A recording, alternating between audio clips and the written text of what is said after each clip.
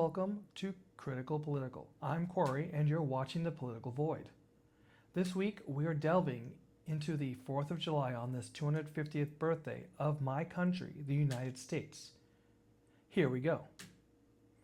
I am writing this script on July 4th, 2026, the 250th anniversary of our nation's bold stand against the British monarchy. It was through the Continental Congress that we formally declared our independence, ending our status as subjects of the King. The decision by the 13 colonies to break away from Great Britain in 1776 was driven by the British government's use of military force to subjugate the populace, the denial of political representation, and the imposition of unjust taxation. There were several core grievances that fueled the move toward revolution. The British government engaged in economic oppression. To settle war debts, Britain levied heavy taxes on essential goods like paper and tea. There was a lack of representation. Because the colonies had no voice in the British Parliament, they maintained that these taxes were legally invalid. There was a loss of self-governance. New laws stripped colonists of their rights to manage local affairs and resulted in the closure of vital ports. The British government committed acts that were a violation of privacy. Citizens were mandated by the British government to provide food and housing for soldiers within their private residences. Following major demonstrations, such as the Boston Tea Party, Britain deployed a massive military force to maintain control.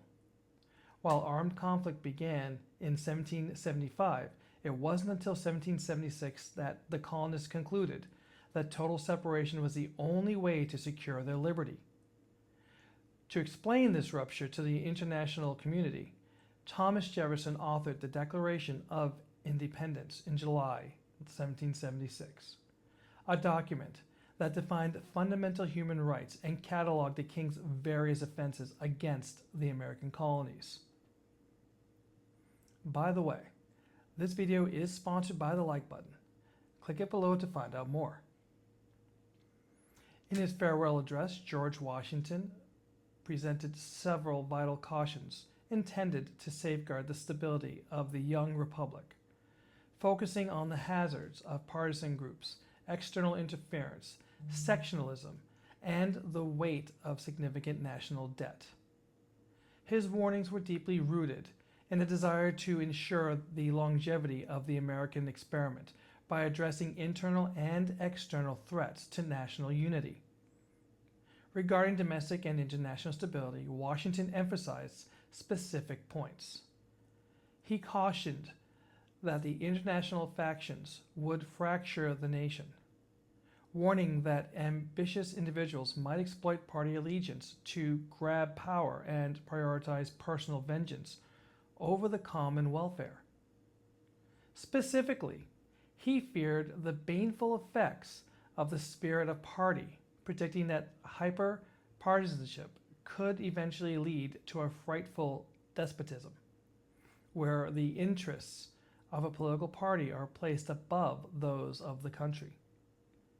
In his view, such partisan loyalty could render the Constitution ineffective and turn it into nothing more than a suggestion.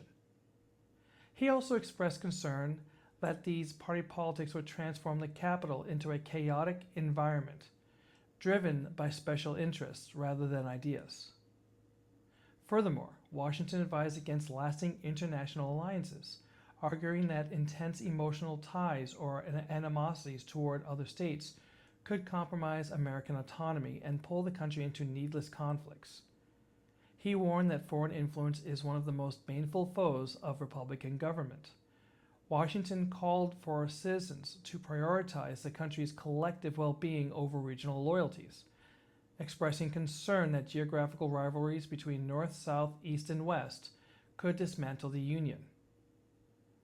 Finally, he encouraged the government to refrain from building up massive debt, suggesting that peaceful periods be utilized to settle financial obligations, to avoid placing an unjust strain on subsequent generations. Recent historical discussions continue to highlight Washington's concerns, noting that current political climates often reflect the exact hyper-partisanship and foreign influence he sought to prevent. Additionally, his legacy remains a focal point in modern debates over the preservation of honest historical narratives and the education of founding principles. Observing the modern trajectory of American domestic and global affairs, it becomes painfully evident that our republic has systematically abandoned these foundational cautions.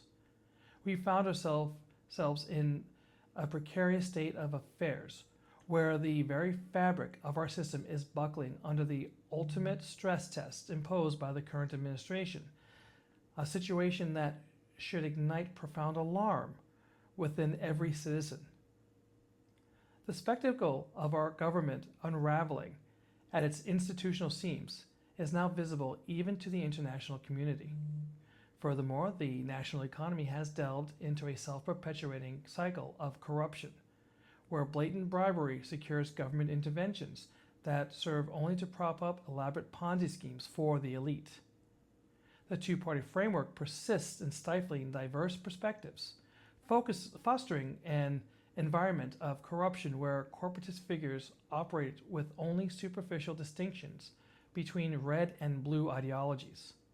Media coverage frequently sidelines third-party contenders on the national and federal stages, typically granting them attention only during select presidential debates.